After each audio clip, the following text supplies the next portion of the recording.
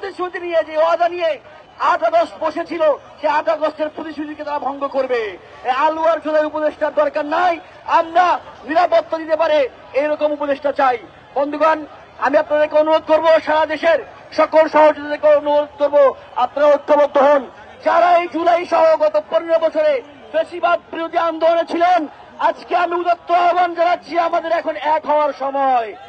নেগেটিভের খেলায় পড়ে বিভক্ত হওয়া যাবে না। আজকে কোন নেগেটিভ নেই, কোন গ্রে এরিয়া নেই। আজকে জালেম এবং মুসলিমের পার্থক্য সুস্পষ্ট। আজকে যারা হাদির উপরে হওয়া গুলির নিন্দা জানাবে, তারা মুসলিম, তারা আমাদের ভাই। তারা উল্লাস করবে, তারা জালিম, তারা শেখ হাসিনা এবং শেখ মুজিবের সন্তান, তাদের সঙ্গে আমাদের কোনো সম্পর্ক নাই। আমি বিএনপিকে, জামাতকে, ছাত্রদলকে, শিবিরকে আহ্বান জানাবো, এটা ঐক্যবদ্ধ হওয়ার সময়। মত পথের পার্থক্য সত্ত্বেও আমরা ঐক্যবদ্ধ হব এবং সেই ঐক্যবদ্ধের ভিত্তি হবে জুলাই এবং জুলাই গণ অভ্যুত্থান। সবাইকে ঐক্যবদ্ধ থাকার সংগ্রামী আহ্বান জানিয়ে আমার বক্তব্য এখানে শেষ করছি। ইনকিলাব জিন্দাবাদ। বন্ধুগণ, যে ন্যাক্কারজনক সন্ত্রাসী হামলা সংঘটিত হয়েছে, সেটি আমাদেরকে স্পষ্টভাবে বুঝিয়ে দেয় এই মুহূর্তে জুলাইয়ের ছাত্র জনতা, শ্রমিক, কৃষক ঐক্য নতুন করে গড়ে তুলতে হবে।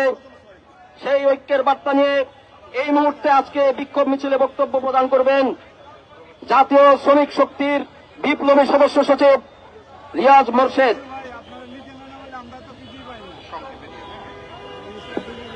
সংগ্রামী উপস্থিতি, আমরা 5 আগস্ট যে গণঅভ্যুত্থান পরবর্তী বাংলাদেশ, সেই বাংলাদেশে আমরা দেখতে পেয়েছি একটা অভ্যুত্থান পরবর্তী যে বাংলাদেশ আমরা চেয়েছি, সেই বাংলাদেশে আমরা প্রধান সংকট হিসেবে যেটা চিহ্নিত করেছিলাম, আমাদের যতগুলো প্রতিষ্ঠান ব্যর্থ হয়েছে আমাদের একটা সক্ষম রাষ্ট্র দিতে, সেই জায়গায় আমরা সবচেয়ে বেশি ব্যর্থতা দেখেছি। আমাদের অভ্যুত্থান পরবর্তী বাংলাদেশে মানুষের নিরাপত্তা দিতে ব্যর্থ হয়েছে আমাদের পুলিশ, আমাদের সেনাবাহিনী, আমাদের যারা জনগণের নিরাপত্তা দেওয়ার কথা, তারা সম্পূর্ণভাবে ব্যর্থ।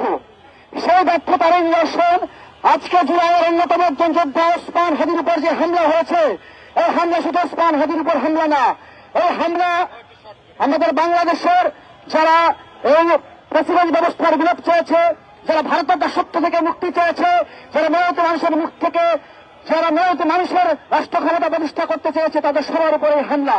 আমরা হামলার তীব্র প্রতিবাদ জানাই এবং আমরা মনে করি বাংলাদেশ রাষ্ট্র পরিচালনার জন্য যে সকল আইন প্রয়োগকারী সংস্থা আছে, তারা শক্তভাবে যদি অবস্থান না নেয়, স্বরাষ্ট্রমন্ত্রী থেকে স্বরাষ্ট্র উপদেষ্টা থেকে শুরু করে সেনাবাহিনীতে যারা দায়িত্ব পালন করছে, তারা যদি জনগণের এবং আমাদের রাজনৈতিক নেতাদের জীবনের সুরক্ষা দিতে না পারে, তাহলে এই ধরনের উপদেষ্টা পরিষদ আমরা চাই না। আমরা মনে করি বাংলাদেশের প্রত্যেকটি জনগণের নিরাপত্তার যাওয়া এই উপদেষ্টা পরিষদের দায়িত্ব, তারা এই দায়িত্ব পালনে ব্যর্থ হয়েছে। আমরা এই উপদেষ্টা, স্বরাষ্ট্র উপদেষ্টার পদত্যাগ দাবি করছি। আমরা মনে করছি জুলাই পরবর্তী বাংলাদেশে যারা নতুন বাংলাদেশ নির্মাণ করতে চেয়েছে, সকল দলগুলোকে একসাথে হতে হবে, সবাই ঐক্যবদ্ধ হয়ে আমরা ওসমান হাদির উপর যে হামলা হয়েছে সে হামলার প্রতিবাদ করব এবং পরবর্তী বাংলাদেশে যাতে এই ধরনের ভয়ের এবং ত্রাসের রাজত্ব কায়েম না হয়, সেখানে সবাই একসাথে হবে, ঐক্য হয়ে থাকবো, সে আশাবাদ ব্যক্ত করছি। ইনকিলাব জিন্দাবাদ, জয় হোক মেহনতি মানুষের। উপস্থিত ভাই বোনেরা, আমরা দেখতে পাচ্ছি তফসিল ঘোষণার ঠিক একদিন পরেই ওসমান হাদির উপরে তথা জুলাইয়ের সকল যোদ্ধাদের উপরে এই বর্বরতম সন্ত্রাসী হামলা চালানো হয়েছে। আমরা আশঙ্কা করছি নতুন করে 1-11 ফিরিয়ে নিয়ে আসার কোন পায়তারা হচ্ছে। আমরা স্পষ্টভাবে বলে দিতে চাই, এই বাংলাদেশে নতুন করে কোন অগণতান্ত্রিক স্বৈরাচারী ব্যবস্থা 1-11 আমরা মেনে নিব না।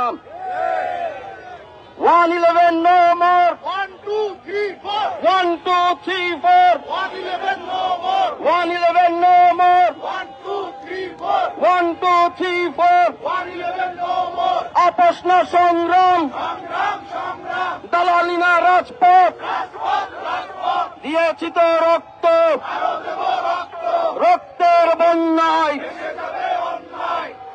সুপ্রিয় উপস্থিতি, এই মুহূর্তে আজকের বিক্ষোভ মিছিলে বক্তব্য রাখবেন জাতীয় যুব শক্তির সংগ্রামী সভাপতি তরিকুল ইসলাম।